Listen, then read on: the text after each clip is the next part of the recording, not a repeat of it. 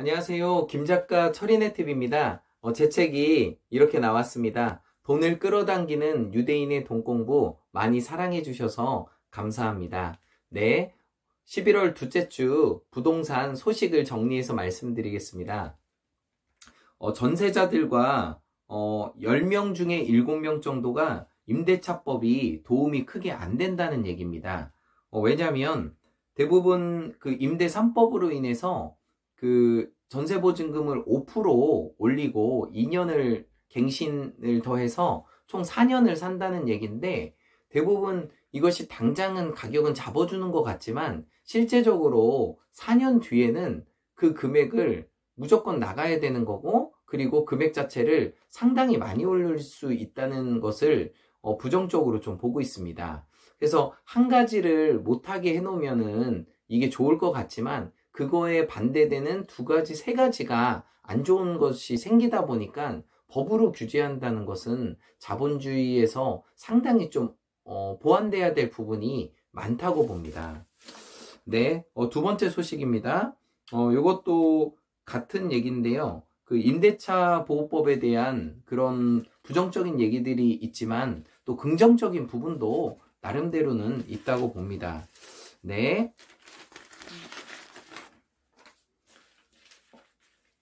요거는 좀 재밌는 이야기입니다. 그 같은 아파트인데 전세금이 2배가 차이 난다는 거예요. 어떤 얘기냐면 잠실 주공 5단지가 82제곱미터가 지금 비싼 데는 7억 5천 정도 한다고 합니다. 근데 연장 계약을 한 데는 3억 8천만 원 정도면 되는 거예요. 그러니까 보통 2배가 차이가 난다는 거예요.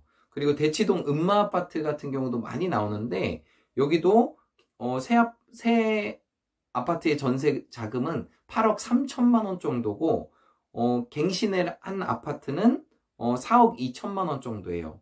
그러니까 이것도 2배 정도. 한쪽 그 음마 아파트 안에서 한쪽 아파트는 8억 원, 또 한쪽 아파트는 4억 원. 전세 금액이 2배 차이가 난다는 겁니다.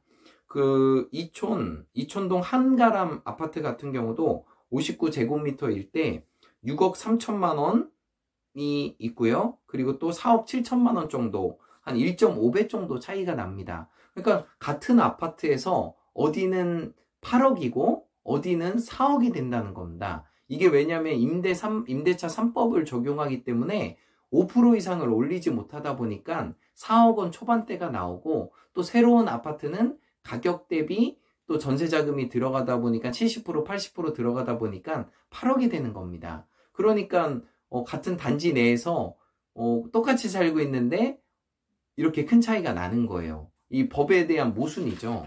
네, 어쨌든 그랬습니다. 그리고 그 희망고문이라는 얘기인데, 과천로또 4인 가족 만점자도 탈락. 이게 4인 가정이 최고 청약 점수가 74점이래요. 그래서 이분이 무주택자고 청약 가입 기간이 15년이고 4인 가정이 살고 있었는데, 이 과천 지식정보타운에 일반 청약을 했던 40대가 탈락을 했어요. 그러니까 거의 만점 수준인데도 이분이 탈락을 하는 걸 보면서, 워낙 오래되신 분들도 많고 청약하신 지가 오래되신 분들이 많다 보니까 이런 결과가 나온 것 같습니다. 그래서 청약만으로는 서울에서 또 경기도에서 집 사는 것이 꼭 유일한 방법이 아니라는 거죠. 그러니까 이분도 불안하니까 이제 대출 끌어당겨서 또 살 수밖에 없는 그런 상황이 된다는 겁니다. 그래서 희망고문이라고 이렇게 지금 얘기하고 있습니다. 그리고 대치동, 목동, 학군에서 5억 원대 전세가 없다고 합니다. 학군이 좋은 대치동이나 목동이 이 전세 자금이 5억 원짜리가 없어요.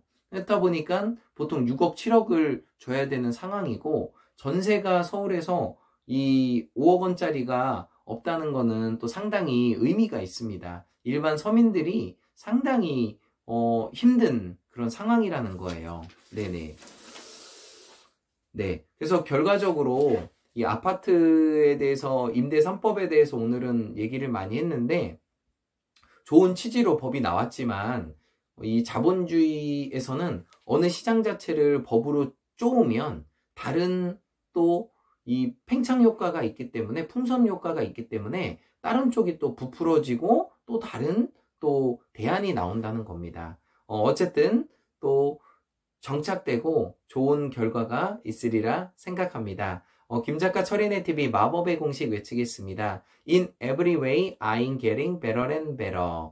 나는 모든 면에서 점점 좋아지고 있다. 감사합니다.